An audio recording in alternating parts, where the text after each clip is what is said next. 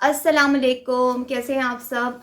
Video शुरू करने से पहले आप लोगों से होती है मेरी छोटी सी रिक्वेस्ट कि अगर अभी तक आप लोगों ने चैनल सब्सक्राइब नहीं किया तो जल्दी से मेरी सारी बहनें मेरे चैनल को सब्सक्राइब कर लीजिए।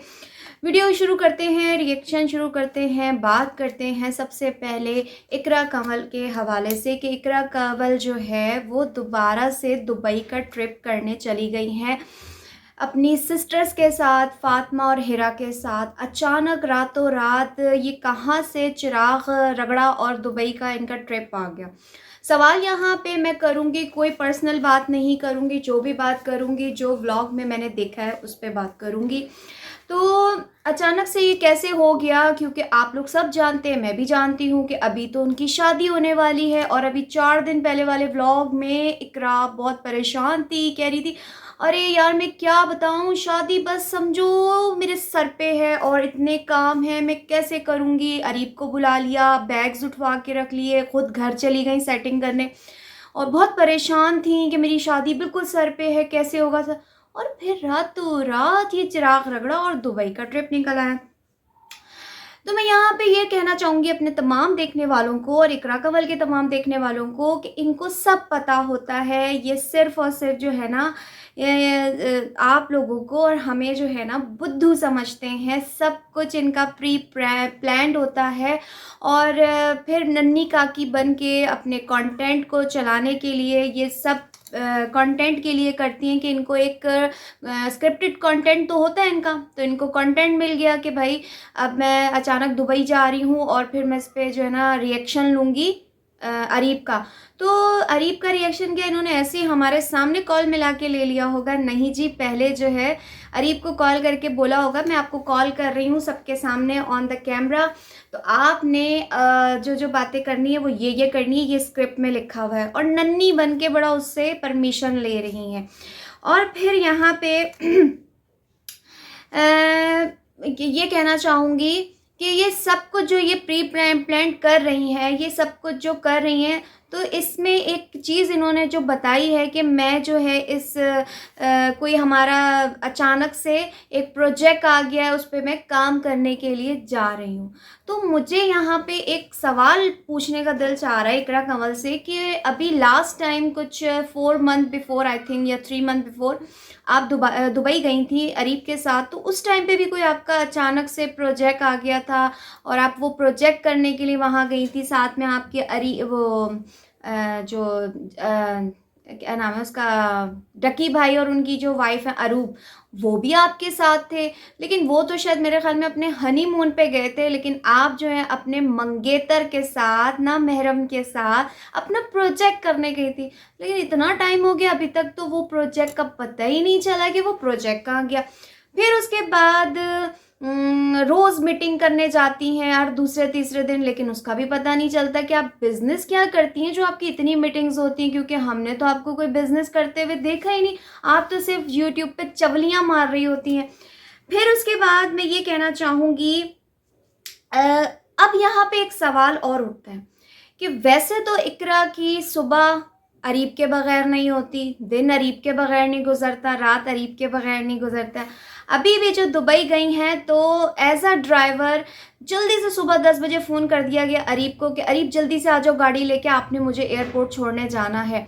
तो यहाँ से मैं एक बात करना चाहूँगी कि ये दुबई अरीब के बगैर क्यों फिर चली? अब तो अरीब इनके हस्बैंड है, तो मेरे ख़्याल में जहाँ पे इतना इनके पास पैसा है, बल्कि मुझे तो ये भी पता है कि अरीब बहुत ज़्यादा अमीर हैं, इनसे भी ज़्यादा अमीर हैं और अरीब के पास भी ठीक ठाक पैसा है। तो यहाँ पे अरीब की गैरत कहाँ गई कि बीवी जो है और साथ में सालियाँ भी हैं, वो बग़ैर महरम के आराम से फ़्लाइट पे सफ़र करती हुई कोई प्रोजेक्ट करने जा रही हैं और लापता प्रोजेक्ट जिसका ना किसी सब्सक्राइबर को पता होता है, ना व्यूअर्स को पता होता है, किसी को नहीं पता होता ये कौन सा प्रोजेक्ट करने जाती हैं। और फिर मज़े की बात कि इकरा कंवल के जो फादर हैं डॉक्टर फैसल, बड़े उससे फ़ख्रिया अंदाज में अपनी बेटियों के जाने पे इतना हैप्पी नज़र आ रहे थे व्लॉग में, जैसे कि वो कोई पाकिस्तान के लिए तीनों बेटियां टूर्नामेंट खेलने जा रही हैं, वर्ल्ड कप जीतने जा रही हैं। और इसी दौरान जो डॉक्टर फैसल हैं वो हमें ये बात कहते हुए नज़र आए, अफसोस के साथ कहना पड़ रहा है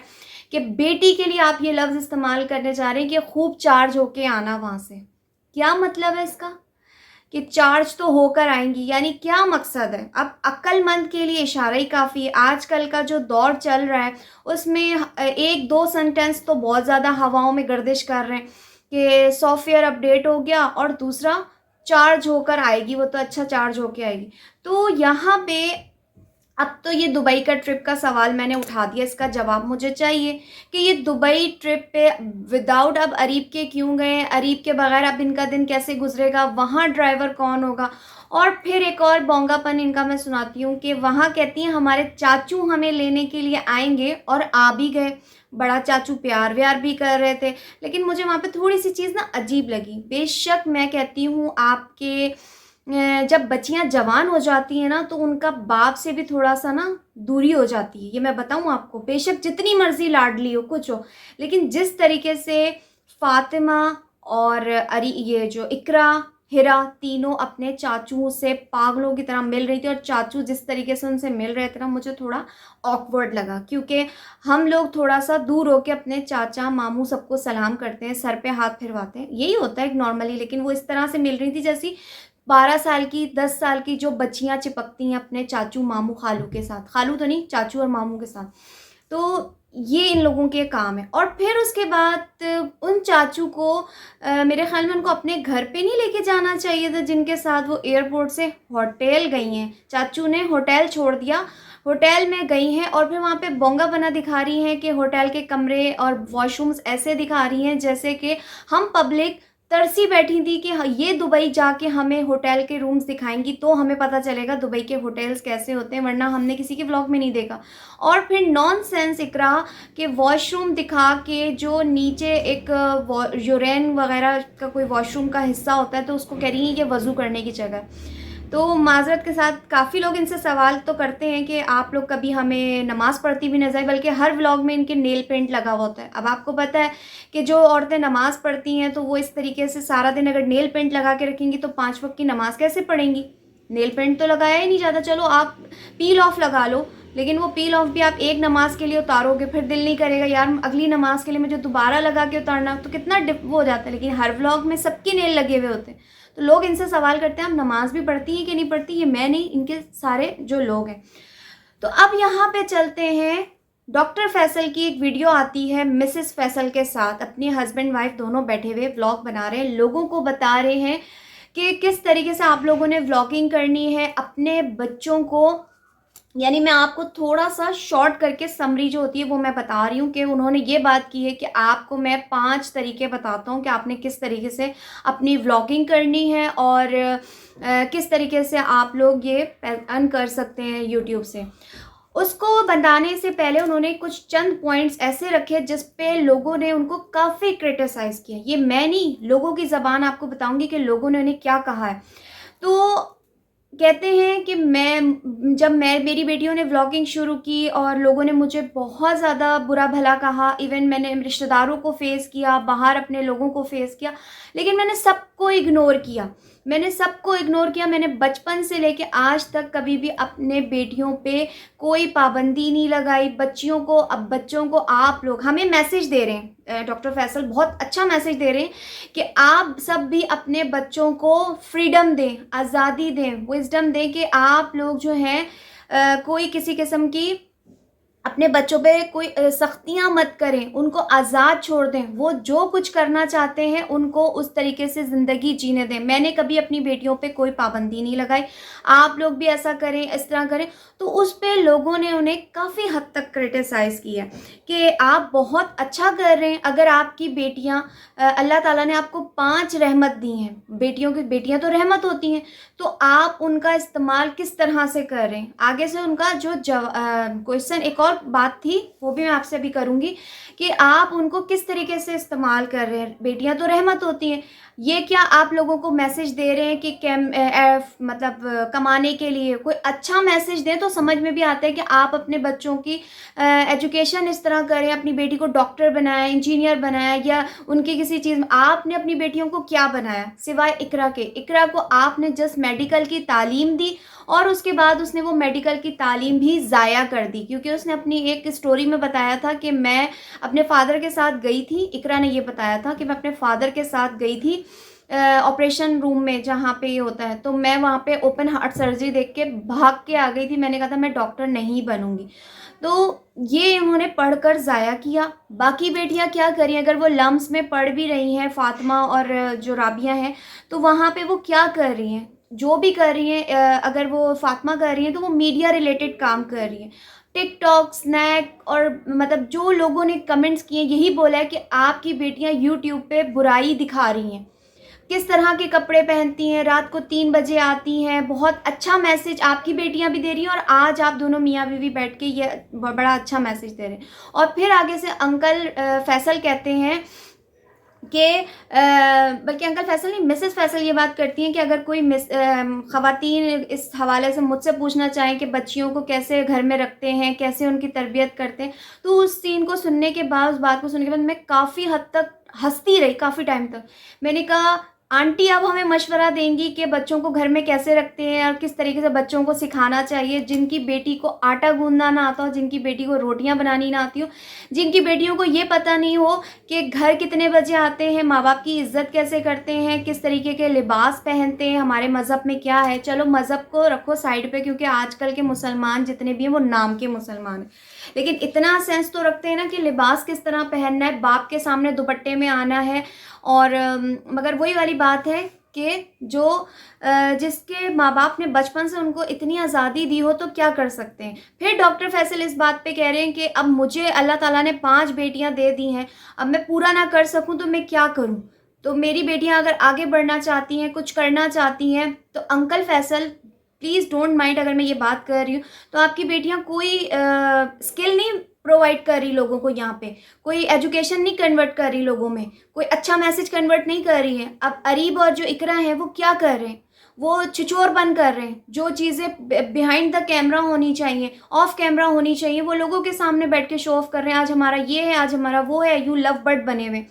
और फिर उसके बाद आपकी जो बाकी की बेटियां वो क्या कर रही हैं, वो क्या मैसेज दे रही हैं लोगों को। किसी के 30 में से 6 नंबर आ रहे हैं, कोई नन्ही का की जैनब की तरह बन के, और ये अच्छा मैसेज दे रहे हैं। ये आपकी बेटियां अच्छा काम कर रही हैं। सो आप लोग जैसे फादर मदर ये बातें ना करें, लोगों को मैसेज ना दें तो ज़्यादा बेहतर होगा। फिर चलते हैं जी, राशिदा मलिक के हवाले से बात करूंगी, मैं ज़्यादा लॉन्ग नहीं करना चाह रही वीडियो।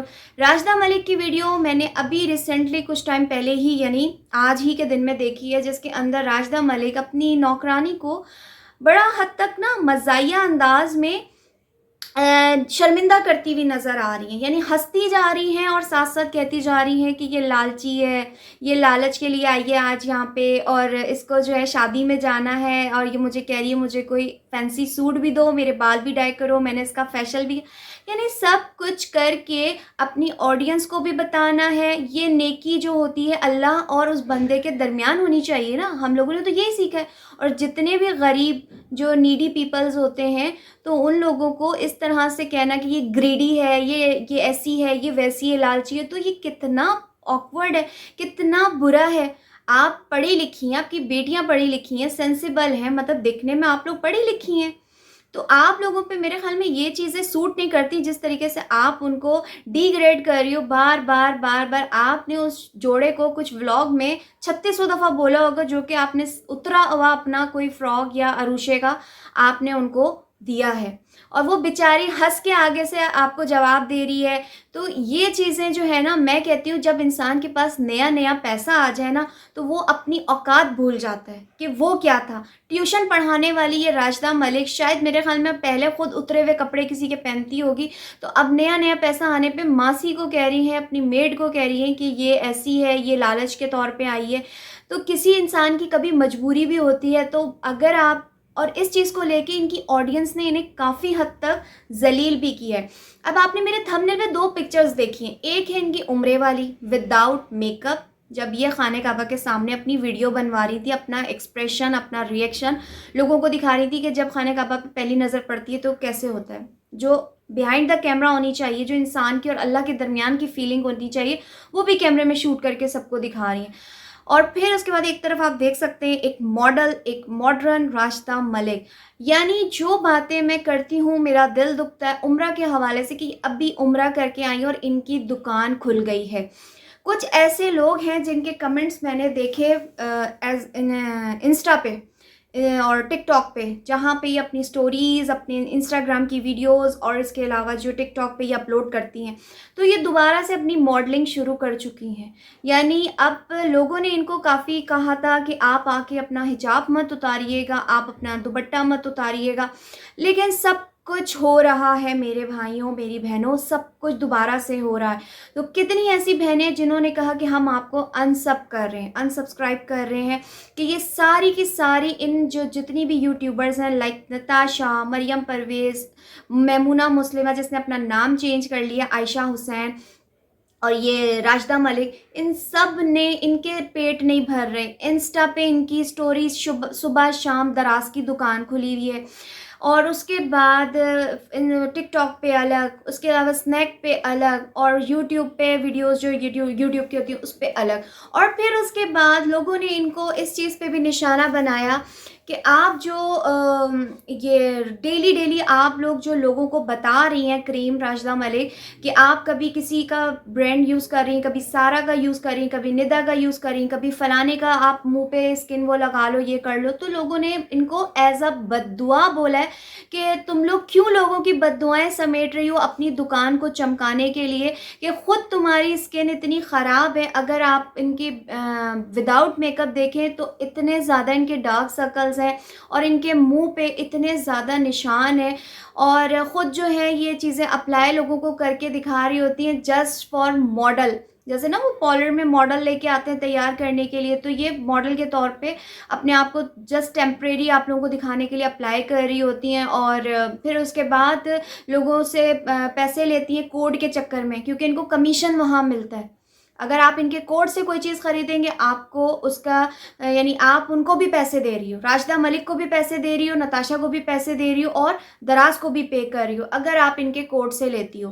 तो ये हैं बड़ी होशियार औरतें जो अपनी दुकान भी चला रही हैं, अपना यूट्यूब भी चैनल चला रही हैं, टिकटॉक, स्नैक, पता नहीं ना जाने क्या क्या ये चला रही हैं। उसके अलावा ऑनलाइन जो लोगों को बेवकूफ़ बनाने का कारोबार ये कर रही हैं, आप ये ऐप डाउनलोड कर लें, आप इस जगह पे घर बैठे कमा लें, आप इस जगह पे घर बैठे कमा लें। यानी इनका जो लालच है वो दिन ब दिन बढ़ता जा रहा है, और अपने नीचे वालों को ये औरतें जलील कर रही हैं, इतना जलील करती हैं कि मुझे इंतहा का अफसोस हुआ कि किसी गरीब बंदे की आह मत ले लेना, बद्दुआ मत ले लेना। कभी ये अपना कमेंट सेक्शन खोल के सही से नहीं देखती। इनकी टीम होती है जो कि आपको पता है, मैमूना मुस्लिमा ने अपनी पूरी टीम दिखा दी, जो कि मैं कहती रहती थी कि इनके पीछे इनकी टीम होती है जो इनकी वीडियो को एडिट करती है। इनके मैसेज जो लोग इनको करते हैं ना, जिस तरह के हेटर्स होते हैं, तो ये वो टीम डिलीट करती रहती है। तो ये खुद से नहीं चला रही होती, इनकी टीम चला रही होती है, और ये टीम को पे भी कर रही होती हैं।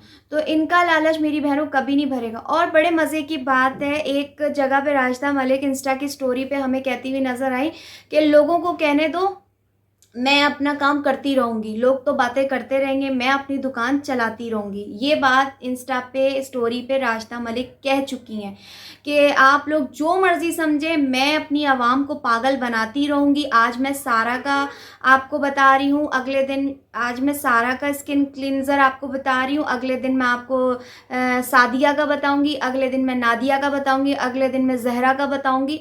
यानी मेरे जो है ना वो चेंज होते रहेंगे, और आवाम पागल होती रहेगी, आवाम कंफ्यूज होती रहेगी कि कौन सा बेस्ट है कौन सा नहीं है। क्योंकि मेरी कुछ ऐसी बहनें जिनको अल्लाह ने इतना अता किया हुआ है, इतना अता किया हुआ है कि मेरे ख्याल में वो सुबह शाम शायद अपनी स्किन, अपने बॉडी के लिए ये चीज़ें बाय करती रहती हैं। खैर हमारे पास तो इतना ना पैसा है, और अगर अल्लाह ताला हमें दे भी दे तो इन चीज़ों से अल्लाह पनाह में रखे, क्योंकि ये जो है पैसों का ज़िया है और कुछ नहीं है। अल्लाह पाक ने कुदरती स्किन दी हुई है, कुछ नहीं लगाते मुंह पे, साबुन से मुंह धोते हैं, अल्लाह का नाम लेते हैं, और बस इसी से चेहरे पे रौनक है। मैं लूँगी आप लोगों से इजाज़त, अपना ख्याल रखिएगा। रिएक्शन अच्छा लगा हो तो प्लीज़ लाइक कमेंट शेयर कर दीजिएगा। अल्लाह हाफिज़।